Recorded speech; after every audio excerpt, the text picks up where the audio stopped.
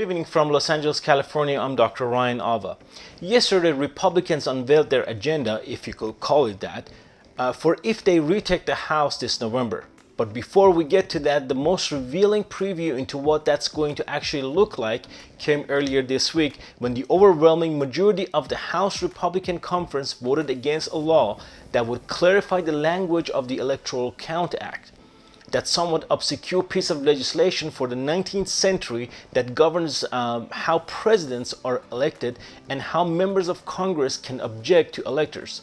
And this would just fix part of it to explicitly state what was already obvious, that a sitting president and his supporters and Congress can overturn the result of a free and fair election simply by objecting to legitimate votes and bullying and browbeating the vice president into assisting a coup.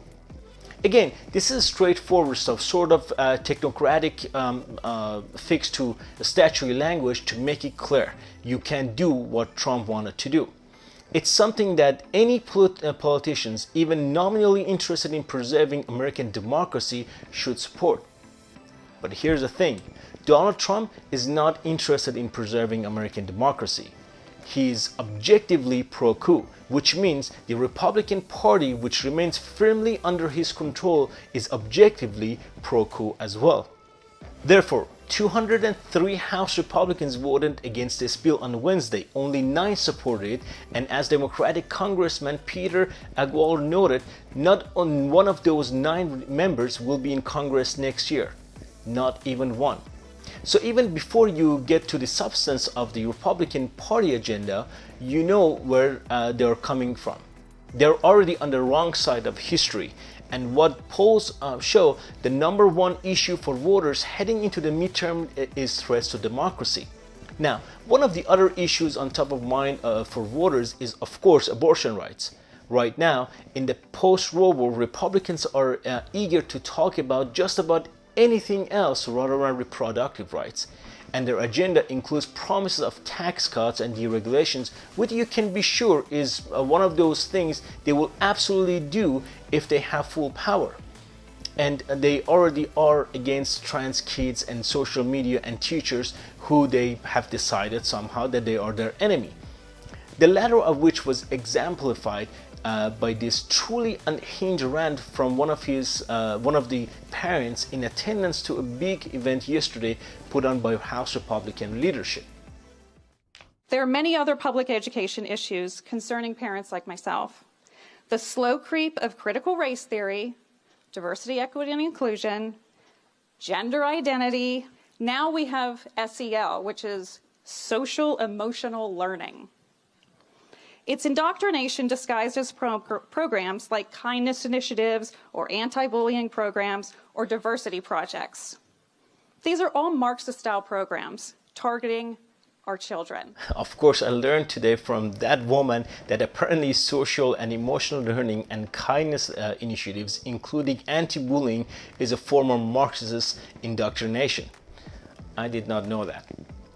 Anyways, you might have guessed there was no pushback from Republican Kevin McCarthy, the man who wants to be the next Speaker of the House, at the suggestion that the anti-bullying programs are actually indoctrinating children into Marxism.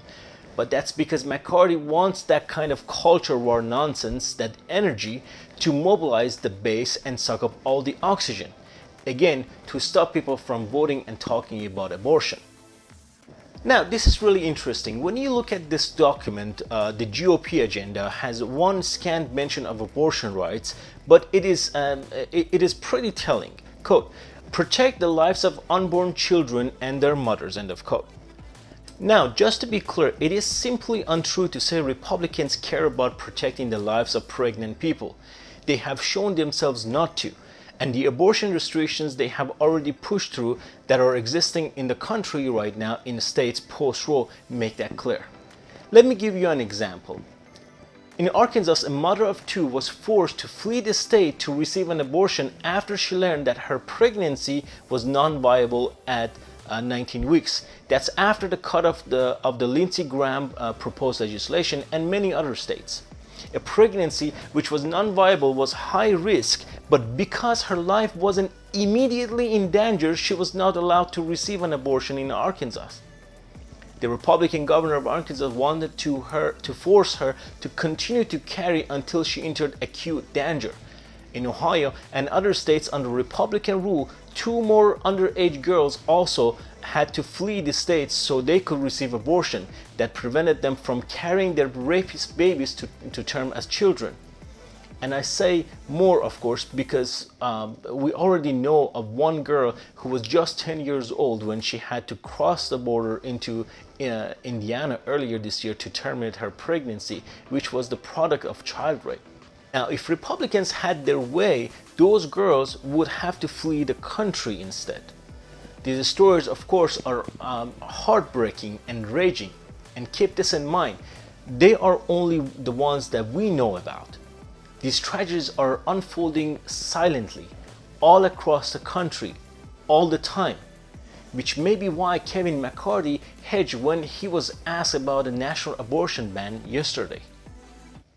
Is abortion an issue that's on your radar that would be a day one priority? No, our day one priority is the cost of living, security in your streets, parents needing the Bill of Rights. The Supreme Court's made that decision and moved it down to the public so the states, they could have their say. Well, he's not telling the truth there. I mean, I don't know whether they'll do it on the day one, but Republicans do not want to leave the issue of abortion up to states.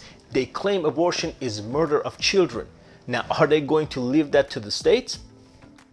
It's why abortion was mentioned in the House Republicans' very short agenda, and why one prominent anti-abortion rights group tweeted, quote, "Thank you to Republican House leadership for commitment to America plan that recognizes the role of Congress, that the role Congress has in protecting unborn children," end of quote. I'm going to say this very clearly. Make no mistake, a unified Republican government at the federal level, presidency, and the House and Senate means a national abortion ban. Period. This is what the conservative movement has been fighting for decades, and it will begin in the House. Now, thankfully, Republicans will not have unified control, at least not for now. Even if they do retake the House, and even if they retake the Senate, Joe Biden will still be president, and Biden vowed yesterday to veto a Republican bill banning abortion. Already 166 House Republicans have signed on to a bill that would ban abortion nationwide. And the senior senator from South Carolina, Lindsey Graham, has proposed a national ban on abortion with criminal penalties put on doctors and put them in jail if they, in fact, violate the ban. So in 46 days, America's going to choose. If Republicans win control of the Congress, abortion will be banned. And by the way, it will be initially banned, but if they win Congress, I will veto it. Now, Biden certainly will vote any bill that bans abortion, but the president is also going to have his hands full if Republicans retake the House, because the MAGA faithful are practically frothing at the mouth of the opportunity to grind Biden's agenda to halt the investigations and inevitable impeachment of the president. Republican Congressman Adam Kinzinger of Illinois, who has served in Congress for more than a decade and knows his Republican colleagues better than I do, also broke with his party over Donald Trump, the attempted coup, said impeaching Biden will be a top priority for his fellow Republicans. That's going to look like child's play in terms of what Marjorie Taylor Greene is going to demand of Kevin McCarthy. They're going to demand an impeachment vote on President Biden every week. They're going to demand things like, let's make abortion illegal in all circumstances on this omnibus bill. I think it'll be a very difficult majority for him to govern, unless he just chooses to go absolutely crazy with them. Yes, you heard that right. Unless he chooses to go absolutely crazy with them, which will be the path of least resistance for keeping the caucus together. That is the future House Republicans are agitating for. Out-of-power party is favored in the midterms, and because of, in some cases, really lawless and discriminatory redistricting, which they themselves engineered in places like Ohio, for instance, 538 gives Republicans about a 2-to-1 chance of retaking the House, although that gap has narrowed from earlier this year when their odds were more in their favor. But here's the thing, as we keep hitting home, as we cover these midterms, as we've seen before in the special elections this year, nothing is set in stone. There is no fate. There is no destiny. There is just what people do. Here's an example. Take Ohio Republican congressional nominee J.R. Majewski. He is seen here appearing in a pro-Trump rap video. Now, even though he has promoted the QAnon conspiracy theory and was at the Capitol on January 6th, thanks to Republican state legislature gerrymandering of the state of Ohio, Majewski was favorite to flip Ohio's 9th congressional district away from the Democrats and incumbent Marcy Kaptur. But this week, the Associated Press reported that Majewski appeared to lie about the nature of his military service. He called himself a combat veteran, claiming to have served in Afghanistan, when in reality, at least according to the AP, he was actually deployed to Qatar, hundreds of miles away, where he loaded and unloaded planes for the Air Force. House Republicans have now essentially dropped Majewski, cut off their ad buys on his behalf, which means Democrats may hold that seat, or at least have a better shot of it, despite Republican gerrymandering. And there are a lot of bad Republican candidates running this cycle, which means all hope may not be lost for those voters who do not want to see a MAGA takeover of Congress. To support my work, please click the subscribe, the like button, and the notification bell so you wouldn't miss any of my new videos.